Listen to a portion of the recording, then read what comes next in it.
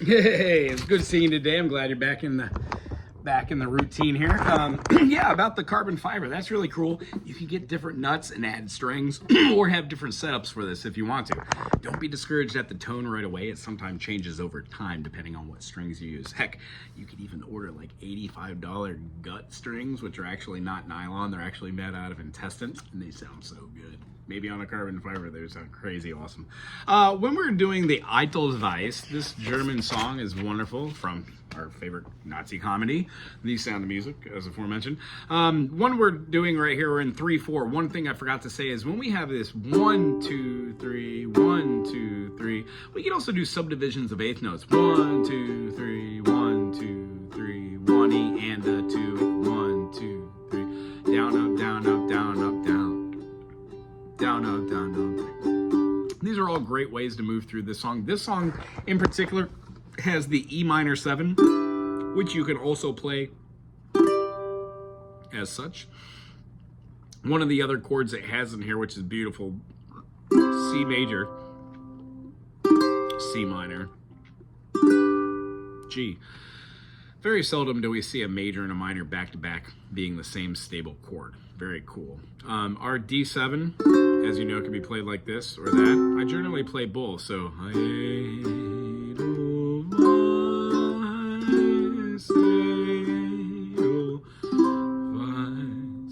the thing we were talking about using secondary dominance, it actually is kind of interesting. In the first measure on page 75, if you did G to D7, G to C, notice how I threw in a B diminish or a G7 right before C? That's because it is its transition tone.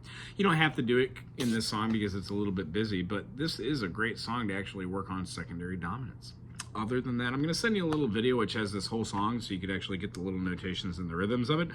And then one of the things you and I really didn't focus on, but is also a great idea for sight reading notes, if that's something you're interested. In your book with a pencil, just write the names of the notes above the note, so it's not in the way of your lyrics, but just there so you can start doing a couple songs and get some of this notation down. Other than that, one of the things we were talking about is just becoming extremely proficient with playing your chord. Like in this one, it's a G major, so G major, A minor, B minor, C major, D major, E minor, F sharp diminished, G. Alternative chords like a G major and then an A minor.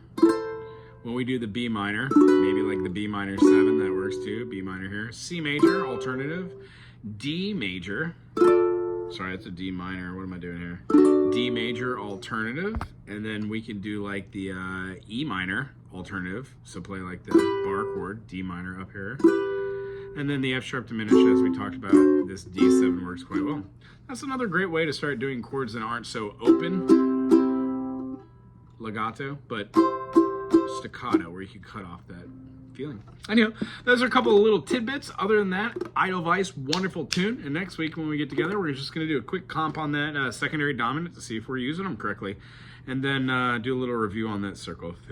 Great job today. Aloha.